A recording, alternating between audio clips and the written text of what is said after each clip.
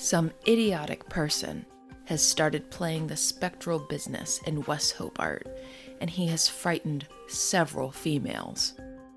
He is described as being tall, and his clothes being rubbed with phosphorus gives him a ghastly appearance. If any family find one of their members suffering from gunshot wounds, they will be able to shrewdly guess that he has not got them for nothing. From an article in Tasmanian News, June 17th, 1909.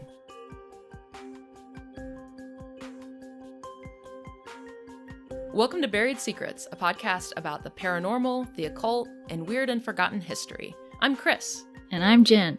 So today, I am very excited to talk about your home state, Victoria, Australia. Woo! Yay! This is a story that takes place in the late 19th and early 20th century. But I was kind of curious, since, Victoria is where you're from, are there, a lot of ghost stories there? Do you know a lot about the history? I know in Melbourne there's the old Melbourne jail, which does ghost tours and stuff that I've been on. And there's a lot of, ghost stories there about spirits of, former inmates and stuff like that. Oh, that makes sense. And then there's, there's probably way more, but that's the first one I think of. And then there's ghost tours in the city you can do as well that take you to the older parts of town. And then I know there are some, towns, more rural towns that are supposed to have a lot of haunted histories. Are those towns, old gold mining towns? Yeah.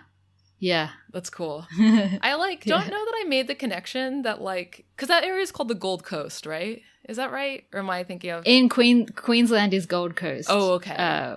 Is that named after top. gold mining? Or... Actually, I don't know. I thought it was just because it's so sunny there and that's everyone's vacation spot that's usually. Probably but it could have been. Yeah. Because I know there was gold mining in Victoria, but I didn't do research about any other part of Australia, so I have no idea about any of the rest of it. But the smaller towns that you know of that are more haunted, do you know if those are old mining towns or ghost towns from mining days? I think so, because I think those are the oldest towns in Victoria. So it would make more sense that they'd have more ghost stories than others. And there was one town that's a tourist attraction where you can go, almost like what those pioneer towns are here, where you can go and see people are dressed up and they give you a tour and tell stories and they're actors and stuff like that. There's one like that in Victoria that I'm forgetting the name of. Where you can go and search for gold in the river and stuff like that. That's so fun. It's like Colonial Williamsburg or whatever here. Yeah.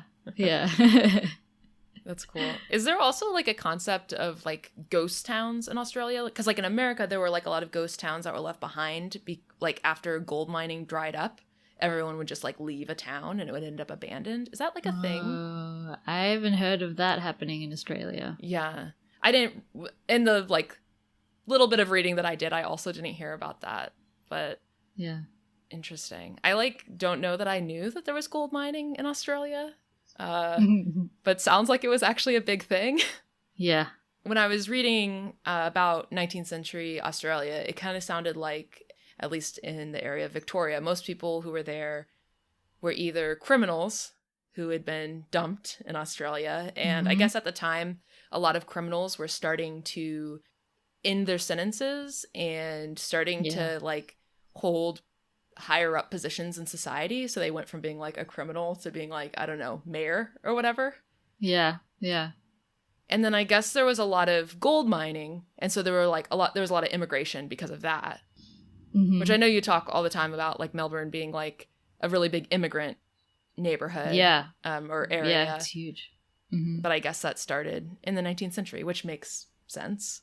But it's really interesting because as I was reading about the topic that we're going to talk about today, it was talking about how a lot of the immigration that came to Australia at the time, especially a lot of the gold miners who came, they brought all of their superstitions from their home countries. So a lot of Europeans with kind of a lot of superstition. And also at the time, there was a lot of conflict between science and reason and the paranormal and supernatural and kind of the church and the secular world. And I guess this is kind of like the context for everything that we'll be talking about today. So the topic that we're going to discuss is ghost hoaxing. Have you heard of that at all? Or playing the ghost? So this was a thing. No, I've never heard of that. It sounds cool. Yeah, I had never heard of this. I was on Atlas Obscura, and they had like a short little article about it, about ghost hoaxers in Australia. And I was like, what? What is that? Why would you do that? And literally, it was exactly what it sounds like. People would dress up like ghosts. Wow. And scare people. And apparently that was a thing in Australia and in England, and I guess in the Czech Republic. But I guess in England, the most like famous example of this was Spring-Heeled Jack, which is kind of like a folklore figure who I'd heard of, who like, I guess some people believed were real, but then some people were like, oh no, this is people dressing up as this character, Spring-Heeled Jack, and causing mayhem. But in Australia, this also became a thing. Like we were talking about, in the 1850s, a ton of immigrants came to the area. In the 1860s, there were suddenly a bunch of lectures in Victoria about how it's so sad that like science has vanquished this idea of ghosts and the supernatural. We've lost the sense of the sublime. There was literally a speech that someone gave called A Plea for Ghosts. It was a speech, right? It was given by a man named David Blair in Melbourne, and it's caused a big stir. Afterwards, there were tons of letters to the editor about it and newspapers articles about it. It seemed like it really hit home and resonated with people because there were a lot of concerns about like the spiritual health of the area. And at the time, there were like a lot of ghost sightings and exorcisms, in addition to this ghost hoaxing that was also a thing at the time. By the 1870s, Ballarat, Bendigo, and Melbourne were kind of a center for spiritualism in Australia. Much like in England and in the US, spiritualism was a big thing in the 19th century in Australia. I want to read a little bit from an editorial in a newspaper called The Argus, talking about spiritualism. It is a noticeable symptom of the reactionary movement against the materialistic philosophy so much in vogue at the present day that ghosts, after having been objects of contempt to the educated and intelligent classes for some generations, are beginning to grow again into favor. There are distinct signs that ghosts, which we thought were laughed out of existence by the robust common sense of the 18th century, are creeping back into the world, revisiting again the glimpses of the moon in these rather sickly times of the moribund 19th century. I found that like such a fun thing. The robust common sense of the 18th century. Right? I like how they're like, everyone was so reasonable in the 18th century, and then now that we're in the 19th century, madness. All these hippies coming out with their ghost theories. It's so moribund, etc. One really interesting thing is all of the newspaper articles that I like found and that I saw referenced in other things I was reading were basically like, ghosts don't exist. We're smart. We're reasonable. Ghosts aren't real. Anyone who thinks they've seen a ghost are silly. Which I don't know if that's like an Australian thing or if that's just like at the time maybe people were like, we're scientific. We're smart. Yeah. That, I don't know. Yeah. It sounds more like just trying to be fancy and like upper class and like intelligent about it. Yeah. Spiritualism was such a big thing in the area that in 1881, 400 people gathered at the Galloway Monument in Ballarat. Have you heard of that monument? No. I guess it's a monument in Ballarat. And there they listened to speakers discuss ghosts and spiritualism. However, when a preacher said that spiritualism was bad and ghosts were agents of the devil, an angry mob chased him down the street. Good old angry mob. So this chased him down the street. Right? I love that. So this is the first, I feel like, anecdote that we'll have today that just feels really Australian to me in a really delightful way. So at the time, there were a ton of stories about headless horsemen, women in white, headless animals, ghosts of murdered victims, and then there was also a lot of fiction about all of those things. Wow, that all sounds like very like American urban legendy. Like especially like the headless horseman, the woman in white. That's like American urban legends. I didn't know that they would. Well, it makes sense that they would travel to Australia somehow. Right. Everything else does. I think that a lot of them are actually British, and then they came to America and Australia. Yeah. But yeah, it's kind of interesting that, it's very familiar to stories here. By the 1890s, there were so many stories about these paranormal things happening that people called it, quote, the ghost nuisance. The ghost nuisance. Because there were all these panics about these different paranormal things that were wasting public time and money and were using up police resources, which it kind of sounds like there maybe wasn't a centralized police force. Probably not back then, no. There were definitely cops, because some of them were mentioned in the newspaper. But as we'll see, there were a lot of calls for vigilante justice and vigilantism in general, which to me says, a place where people are encouraged to take things into their own hands. Yeah, a little bit like the Wild Wild West, maybe. Exactly. There were the gold and the vigilantism. There were some editorials that suggested that armed constables and vigilantes patrol ruined buildings and cemeteries, and that they shoot any ghosts on sight with buckshot. They said, if it's a real ghost, they're not going to be hurt. And if it's a prankster, they'll learn a lesson. Because, you're not going to die from being hit by buckshot, but you will be in a lot of pain. That's so, Australian. Piss off, it really ghost. is. Most of the articles about ghosts were really tongue-in-cheek. There was one story about a headless ghost animal that it turned out to be just a cat with its head trapped in a lobster tin.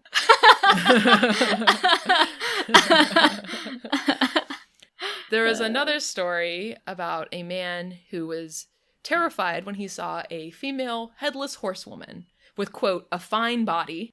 And that was later revealed to be a misidentification of a abandoned draper's dummy lying next to an old log. Oh my God, lying next to Of course that he was she may have been a ghost, but that body. Right? I guess he went into, a bunch of times was kind of just a fine body. Yeah. No head, though. Headless. Headless hottie. It actually is pretty interesting, though, because apparently this story about the draper's dummy might have had to do with the witness having drank adulterated alcohol. I guess at the time in the area, a lot of alcohol was really bad quality, and a lot of it was laced either with opiates or with other toxic substances that could cause hallucinations. Wow. So some of the ghost sightings in the area were maybe people literally tripping on bad alcohol and just hallucinating. Wow. Which is so interesting. Because I'm not aware of stories like that in America where it's the alcohol was bad, so... I mean, I'm sure that was true in some places, but... The alcohol was spiked with dangerous drugs. Yeah. And so this is also a time where cities like Ballarat were growing really quickly. And so they were growing faster than the infrastructure could keep up. So street lighting wasn't necessarily a thing everywhere. Of course, this was before flashlights were a thing or anything like that. So a lot of these streets were dark and creepy. The main source for this episode, I should mention, is a folklorist and historian who's at Federation University in Ballarat named David Waldron. And this topic, ghost hoaxing in Ballarat and Victoria, is his specialty. He's the guy. Wow. He actually has a really cool podcast called Tales from Rat City, and I listened to that, and that was one of my sources for this. I also read an article he wrote. I really recommend that people listen to this podcast. There's an episode about this, and there's also an episode about spiritualism in Ballarat. That was really cool because I feel at least here, we don't get a lot of Australian history. It's either British or American. No. So it's kind of interesting to see how so much of it was very similar. Yeah. But it's really interesting, the parallels. In one of his articles, he talks about how a really big issue in Australia in this time was that a lot of British people came to Australia and they wanted to kind of recreate England in Australia. Yeah. Which is totally different. Yeah. Not gonna work. No. So they would wear formal suits even in the summer. They had English dinners. They imported English animals. There was even a acclimatization society of Victoria, which was established in 1861 where they literally, their job was to try to make the environment more English. So white people, right? man. English building styles were used, even though it was completely inappropriate for the Australian climate. British farming practices were used, even though they should not be used somewhere like Australia. I guess that really went badly in many cases. And of course, like, colonialism was a huge, like, specter kind of lurking over everything. Because, like, much like in America, there were already people in Australia before the English got there. And yeah, that's just, like, kind of contextually a thing. All these people are feeling anxious and maybe guilty. So it's not so surprising to me that they're kind of, like, starting to obsess about, like, death and life and death and hauntings and that kind of thing. I've kind of talked a little bit about what ghost hoaxing is. So literally, it was people putting on, like, a sheet and running around. I guess I should mention, like, a very, like, light content warning for, like, some assault, like, discussions of assault. It's, like, pretty mild, but that's, like, it's a thing that happened with ghost hoaxing. Basically, a lot of the people who did this were actually, like, upstanding citizens. So, like, school teachers, housewives, public servants. And all the articles describe them as larrikins. Is that how you say that? Larrikins. Yes. Larrikin. Is that not a word in America? Oh. It's a good word. It's a uniquely Australian word. According to the article that this guy wrote, it's a popular term used to describe mischievous working class pranksters and troublemakers. Accurate description.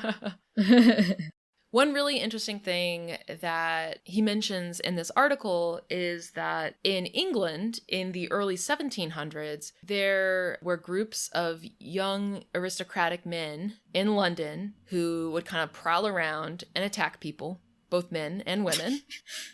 And that was, like, a big thing at the time in London. They were terrorizing people, like, literally just for fun. Like, they were just, like, failed children, you know, wealthy aristocrats who were bored. They very racistly called themselves the Mohawks. Oh my god. They spelled it Mohocks. But of course it was, you know, a racist thing that they called themselves. Yep. And they were basically, like, well-dressed, rich aristocrats who would just terrorize people. It was such a big problem that in 1712, the royal court put a 100-pound bounty on their heads, which was a lot back then. Yeah. That in England caused a lot of critique of, like, the ruling class and basically, you know, how they're, like, worthless and don't need to be a thing. Because they're just making the world a worse place, etc. And it was kind of like a rallying call for reform. But that really differs from Australia, where it was, like, middle-class people who were doing this ghost hoaxing. So there were a lot of articles written about ghost hoaxing. Most of them ended with a threat, either veiled or not. So these ghost hoaxers were mostly men, but there were some women. So I mentioned, you know, a lot of them would, like, drape a sheet over themselves. Some of them... So original. Right? Some of them had really elaborate costumes.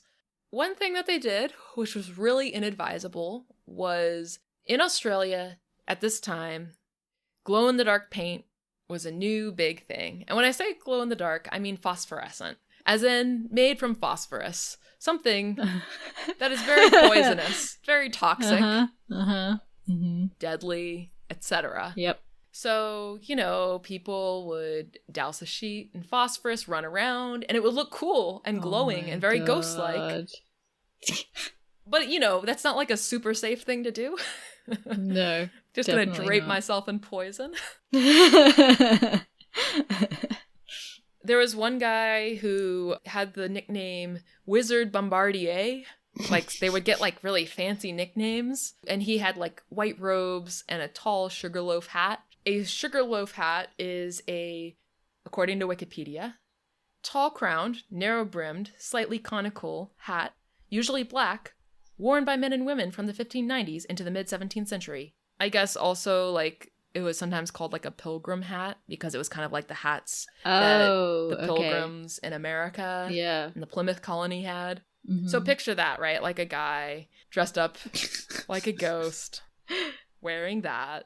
He would scare people by screaming at them, by throwing rocks at them. And he also had, like, he really enjoyed kind of a cat and mouse relationship with the authorities and people who took justice into their own hand.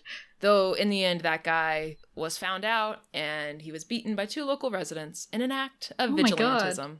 Jeez, that escalated quickly. Yeah, a lot of these stories really do. Other things that people did with this phosphorescent paint. Some people would go to the cemetery and paint angels and tombstones with this phosphorescent paint, so it would look like really creepy. I mean, that's kind of cool. Yeah. Apart from the poison. Exactly. Like, that's really cool. Yeah. And I guess it kind of like had an eerie green glow. It sounds like it was a lot more intense than what we think of as like glow in the dark, like, you know, the little stars you put on your ceiling or whatever. I guess it was much brighter than that. Some people, just for fun, would paint skull and crossbones around town in this... Just for fun. In this paint. Innocent fun. That is, to be honest, that is fairly innocent, I guess. Yeah, that is pretty innocent. There's one guy who was a ghost hoaxer who dressed himself in a knight's costume with a glowing breastplate featuring the words, "Prepare to meet thy doom." I love that guy. So good. It's so good. Also, reading from this article, which all of these articles and sources are linked in the show notes on our website, buriedsecretspodcast.com. There were also examples of costumes that copied outfits from antiquity, with skins and claws being quite common accessories, although luminous paint was still a prominent feature. So, you know, like we were talking about, phosphorescent paint is highly toxic. Some of the symptoms that it can cause, symptoms of the poisoning, include cardiovascular and respiratory disease, GI dysfunction, diarrhea, incontinence, blurred vision, hypertension, anxiety, tremors, seizures, ataxia, coma, and death. So everything, basically. Mm-hmm. And one interesting thing is that, you know, the paint could cause brain damage. And some people who started out ghost hoaxing and eventually got caught actually ended up in insane asylums. Wow. And there's kind of a question where it's like, did the paint literally like cause brain damage to the point that like it, you know, created like mental health issues that ended up getting these people sent to asylums, which is like pretty interesting. Like one thing that David Waldron talks about is, you know, people were literally dressing up like death, but in the process were literally like becoming death. Yeah. As in killing themselves potentially, which is really fascinating to think about. So some of these ghost hoaxers just wanted to like run around town and scare people somewhat innocently. But of course, because of how humans are, a lot of folks were not so innocent. So maybe they were criminals who wanted to attack people, rob them, assault them. Oh, yeah. And a lot of these attacks were directed at young women. And I guess kind of implied in a lot of this, you know, a lot of them were young women walking around in the middle of the night alone, which means probably a lot of these women were sex workers. Because, like, in the area, if you're, like, a young woman walking around in the middle of the night, that's, like, fairly likely that you were a sex worker. Yeah.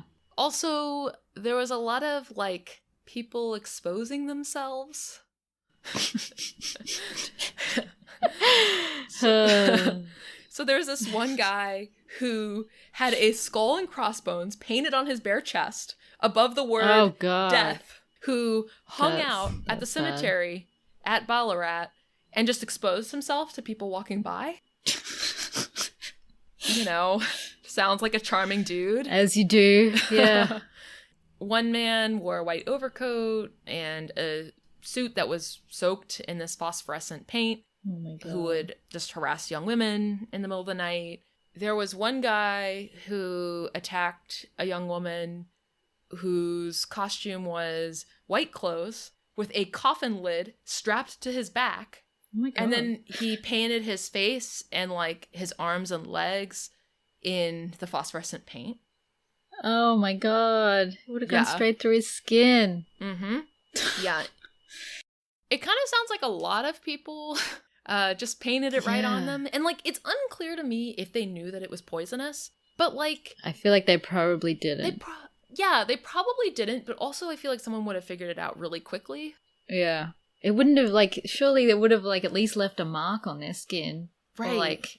some sort of, or it would have burned or like smelt really strong. Like I just feel like there would have had to have been something that hinted to them that I probably shouldn't be putting this on my body. I mean, maybe. But if you think about there's also people that want to dress up randomly scaring people and flashing people, so maybe they're not thinking quite about common sense stuff. Yeah. And I mean, if you think about it, like I don't know that much about, phosphorescent toxicity or whatever.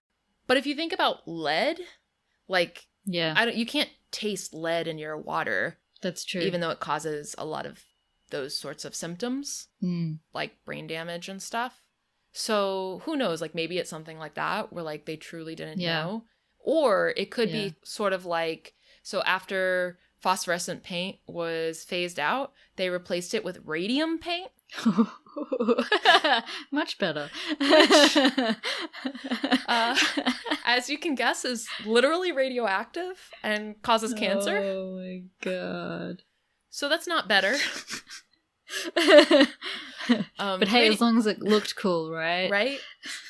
I think radium paint is probably best known for a lot of watches had their hands and like the numbers painted in radium. I think that's probably where most people would have heard of that.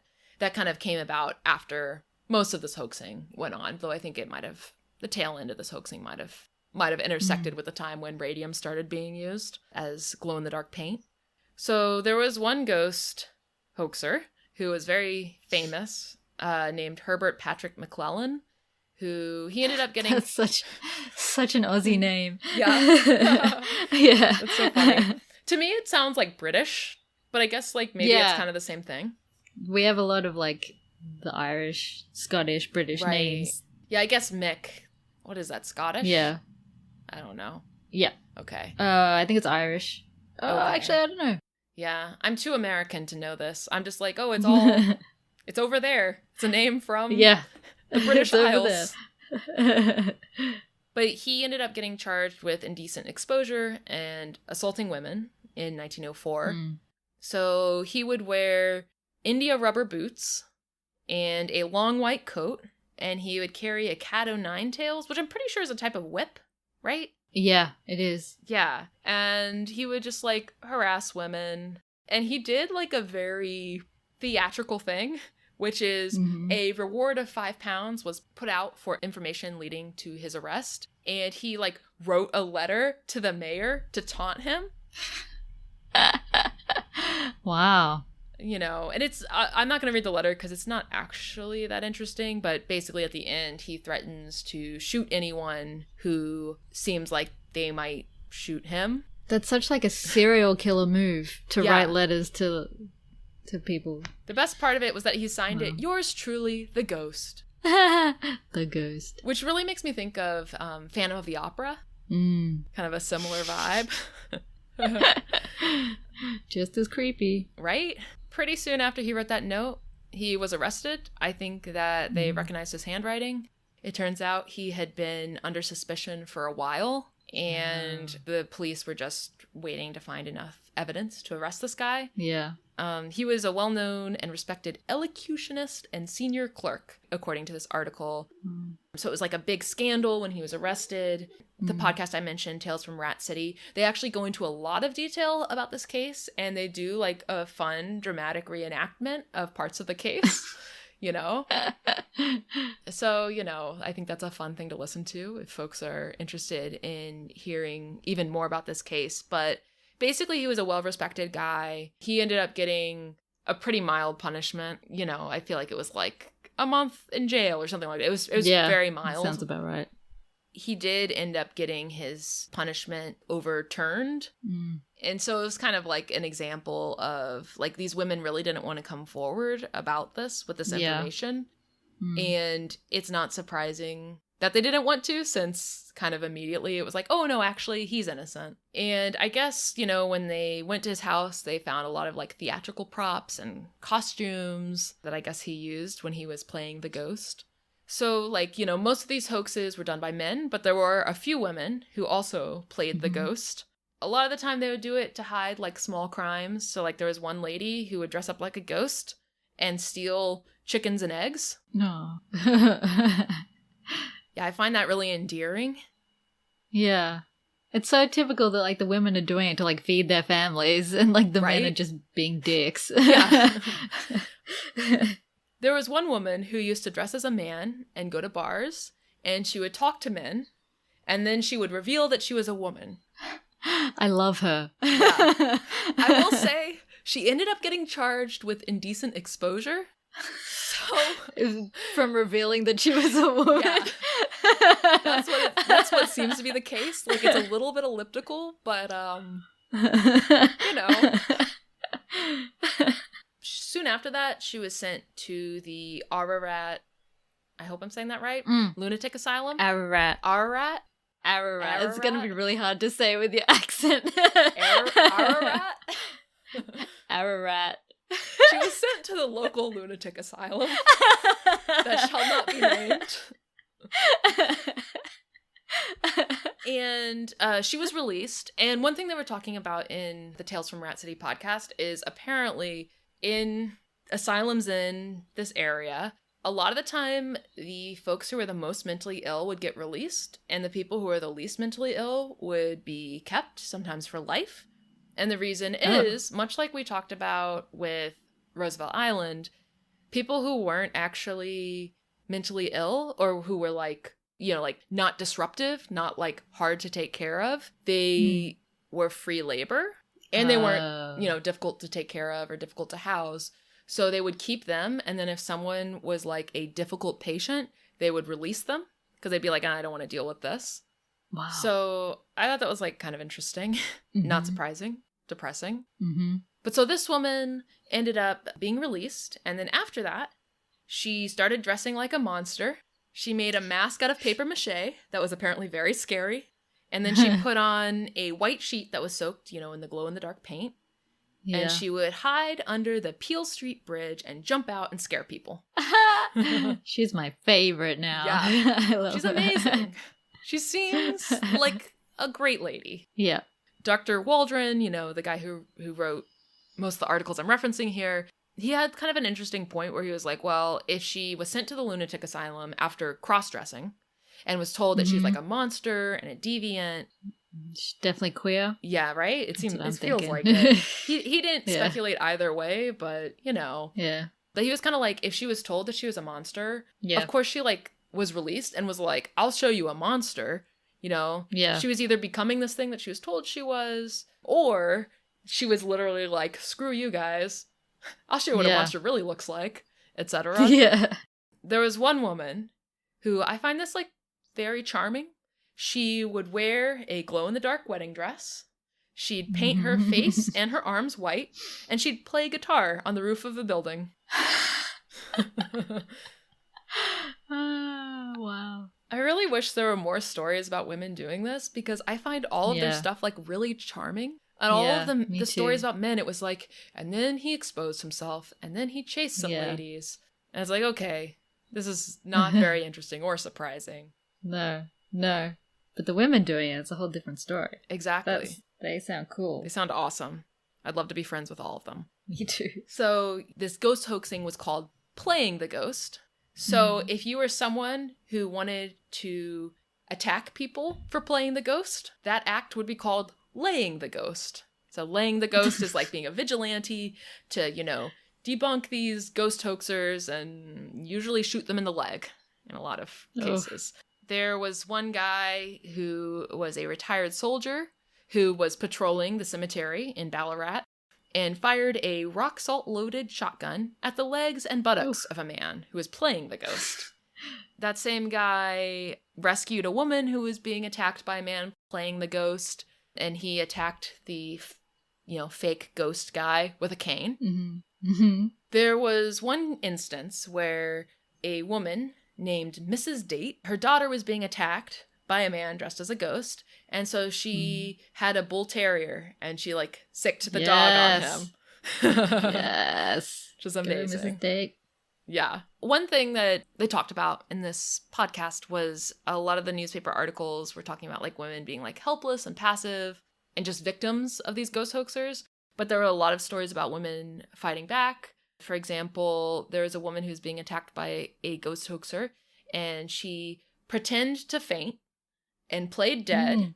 And then when he came up to her to attack her, she slashed him across the face. So that way they'd be able to identify him and arrest him later. Oh, what a hero. Right? And a lot of these stories are like, you know, so-and-so was able to shoot the ghost, so we'll see who shows up with a bullet wound in their leg. It's kind of interesting. One thing that, you know, these articles talk about is how a lot of the act of playing the ghost was challenging like gender roles and Victorian sexual taboos. And like, you know, not all of that was like a good thing, like public exposure and assault. That's bad. But, you know, people were like cursing. There was, you know, the one instance of the woman cross-dressing. There was a lot of kind of like playing with things that their society told them they couldn't do and couldn't be. A lot of these ghost hoaxers really spent a lot of time making their costumes and kind of giving a certain like theatrical element to their performance art, let's call it. And so it like shows how much it like meant to these people. Like they literally like were maybe gonna get shot, arrested. They're being exposed to toxic paint. They might be disgraced. But something about being able to become this other thing was so alluring to them that it was worth it to them. I think a lot of people can relate to that. Yeah. Like wanting to just like, that's like their thing. And like, that's what makes them happy. So they're going to do it no matter what the consequences are, I guess. Yeah. I did a little bit of digging in the Trove, which is like the National Library of Australia's newspaper database. And if you search playing the ghost on there, you get 152,000 hits. Oh my God. This was like a really popular topic. I wanted to read a couple examples of some of the threats that were in some of these articles. So almost all of these articles, and some of them are just like a paragraph or two long, end with a threat. So like this one ends with, a number of young men from the fire brigade went out on Friday night looking for the uncanny individual, and they were prepared to give him a great reception had they come across him. Oh, there was one interesting story that I read in the Herald, which was a newspaper from Melbourne, in October 1888, and is called Playing the Ghost at St. Kilda. Hey, St. Kilda. What's St. Kilda? Is that like a neighborhood? St. Kilda, yeah, it's a suburb, like on the beach. It's really nice. Yeah. Nice. So I guess in St. Kilda, there was a shop, really like 3 shops that were all kind of under the same roof. So there was a milliner, so like a hat maker, a tailor, and a confectioner. I guess they would talk, and they realized that someone had been eavesdropping on them and would start to just repeat parts of their conversation randomly. And every time they tried to say something to him, he started cursing at them and insulting them. The mystery, as far as I could see, wasn't solved. The police investigated, and sometimes when the police were there, like, looking to figure out what was going on, a crowd would gather that was so big that it would block the street. It was, like, a big thing. And this, to me, to be honest, like, you know, I do wonder if some of these stories where they're like, oh, someone was playing the ghost and we couldn't figure out who it was, I wonder if some of them actually were paranormal things happening. Yeah, and they just assumed it was someone fooling around. Yeah, because that kind of has some poltergeist vibes to me, a little bit. Yeah, especially if they couldn't find anything. Yeah. And if all these cops were on the case and all these people were watching out. Yeah. And usually these playing the ghost people kind of seem like they do want to be found out eventually. Yeah. Oh, here's another one of the fun threats that an article ends with. This is from an article in the Daily Telegraph, which I think is in Tasmania, it sounds like. Oh, yeah. So it ends with the sentence, Should the party practicing this foolish hobby fall into the hands of those in search of him, he will have a lively time of it. A lively time of it. What a jolly threat. Right? I think, like, these are very 19th century threats. Yeah. But you can tell they're like, oh, I'm being really mean now. Yeah. He's Look scared. at me go. There's another one that ends with, the residents are prepared to give the nocturnal visitor a warm reception should he make another appearance. The nocturnal visitor. I like that. Sounds like a euphemism for something. Yeah, it does.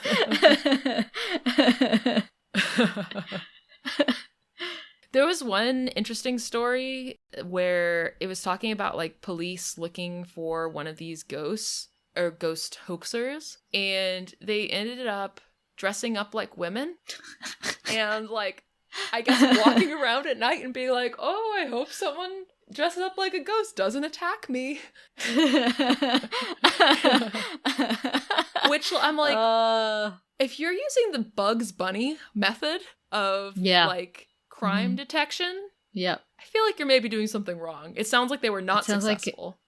Sounds like a bad sitcom. Yeah. But it also sounds like something Aussie guys would do and like really enjoy it as a way of like hanging shit on each other and like yeah, just like. And remember, a lot of the women who are probably attacked by these ghost hoaxers were sex workers, so they maybe were dressed up like sex workers, or like what you know, like I couldn't find a lot of detail, but you can really kind of paint a mental picture in your mind palace of these cops thinking they're really sly.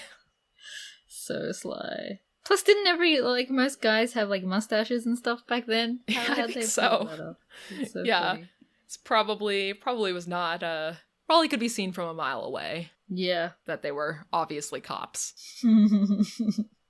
One also kind of interesting thing is, remember a few years ago when people would dress up like as creepy clowns and that was like a thing? Yes. I do remember that. That was terrifying. And like, that's interesting to me because as far as I know, like I can't tell what someone would get out of that aside from being like, it's creepy.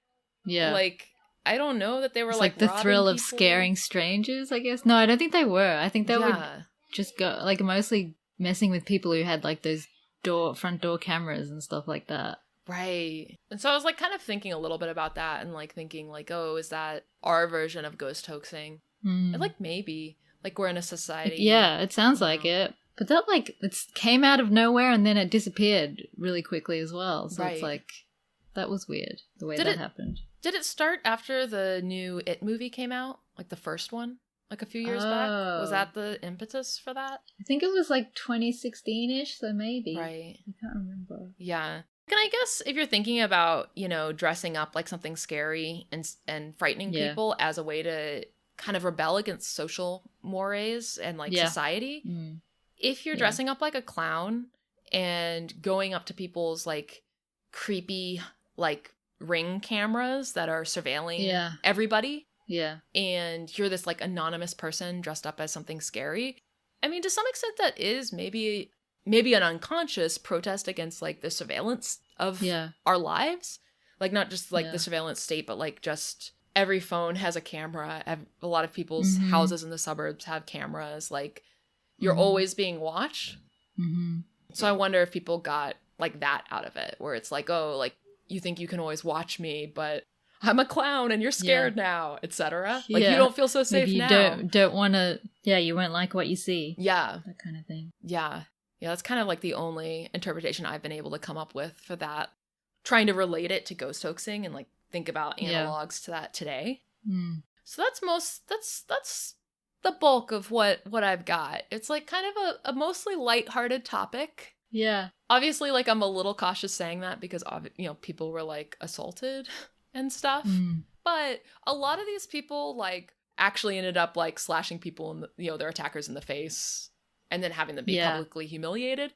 Yeah. So, there were a lot of examples of these people being like shot with buckshot and shamed. So, they didn't necessarily get the last laugh. Yeah. But one thing that I am really curious to do more reading about is, so, you know, I mentioned this podcast, Tales from Rat City, had an episode about spiritualism, and I was listening to that, and it was kind of talking about spiritualism and like gender and queerness. Oh. And it sounds like one of the big spiritualists in Ballarat was like possibly a trans man. Oh. Like, you know, it's hard to say these things in history, like possibly a trans man, possibly like a cross-dressing woman. Yeah. And then they mentioned that like there was some quote from somebody about spiritualism where it was like, oh, spiritualism is for like, you know, women with short hair and men with long hair or something like that. Like there was like this implication that queerness was tied up in this sense of like spiritualism. And I know also that spiritualism had a lot to do with like women trying to find some kind of power. This spiritualist craze was kicked off, I think, by the Fox sisters in New York. And like many of the famous spiritualists were women.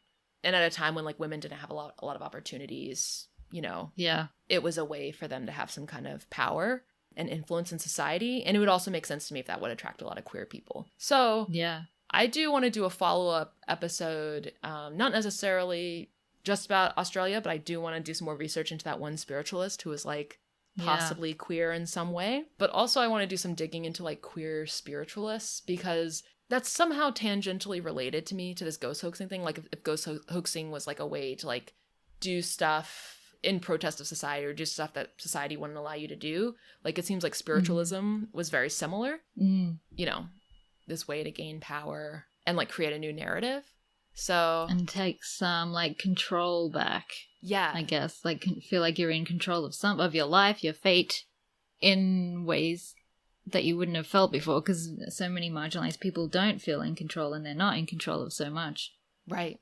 So I'm saying this mostly as like as usual, I started doing some research and then that led me down a rabbit hole where I'm like, you know, this is like an introductory topic. And now I'm ready to jump down a rabbit hole with a lot more stuff. Also, like something I want to do an episode on pretty soon is there was a woman in the 1920s in America, in St. Louis, who played with a Ouija board and began to like communicate with an English woman from, I think the 1700s, from back in the day, who was like this prolific writer. And it became this whole thing. And like all these books were published, written by this ghost through the Ouija board. So there's like not a lot of great information about that story, but I just ordered like the book about it from eBay because you can't find it online anywhere. So probably sometime soon we'll talk about that, which I feel like is a really good segue to talking about spiritualism.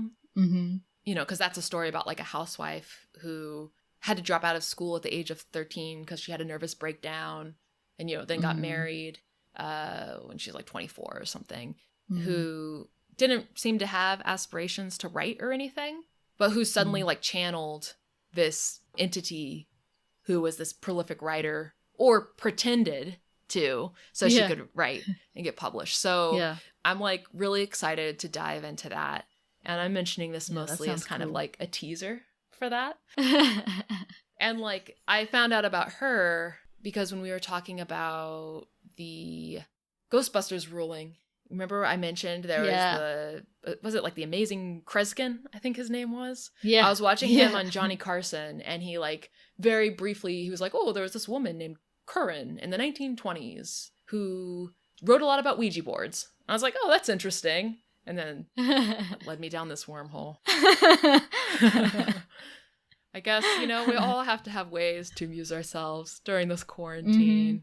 I mean, this is a lot healthier and more productive than dressing up as a ghost and terrorizing people, right? That's true. Yeah.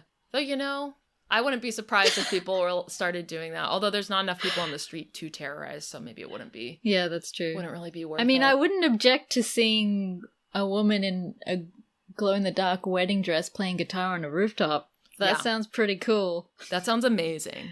Like, I really love that. And I looked a lot for pictures, like illustrations or whatever of this phenomenon in Australia. Yeah. And it really looks like most of the pictures that there are actually pictures from England, or like, you know, engravings from British newspapers. Yeah.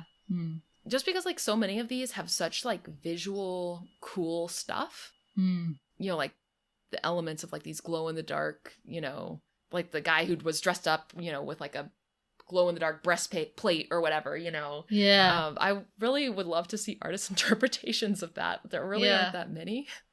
Oh, and speaking of things to keep ourselves occupied with during this quarantine, I think I've decided to start to run to all of the local cemeteries.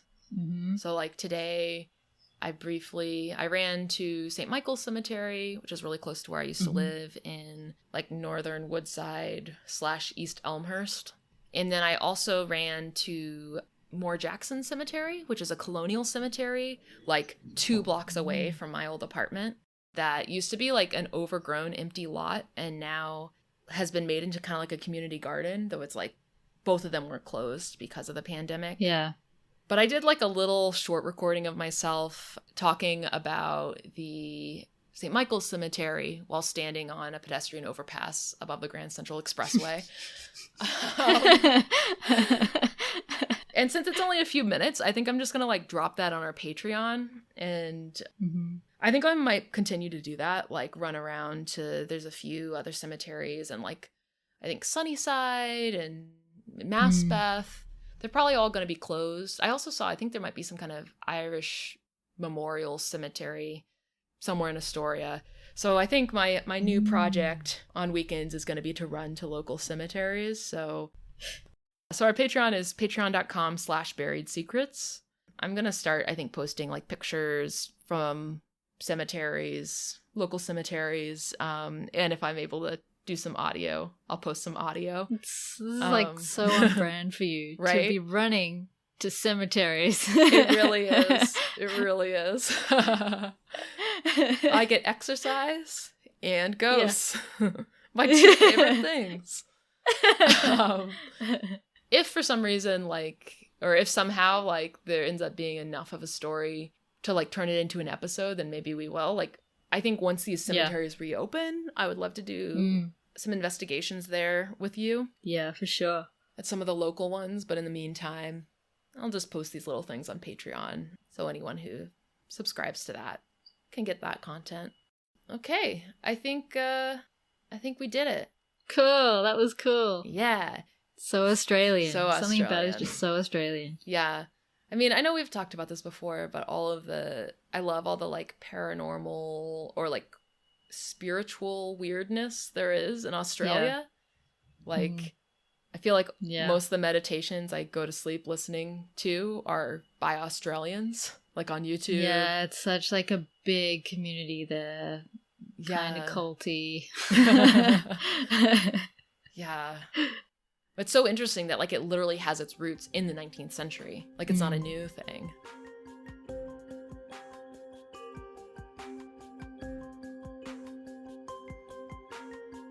Thanks for listening. You can follow us on Instagram at Buried Secrets Podcast. You can subscribe to our Patreon to support us at patreon.com/buried secrets. You can go to our website, buriedsecretspodcast.com. There you'll find all of our show notes and sources and pictures. Anytime I can find pictures of the topic, I'll probably, like, for this episode, drop in some of the British newspaper pictures that I found that seem to be the best ones for this. And you can follow me on Instagram at JenMarieWild. Thanks for listening. Goodbye.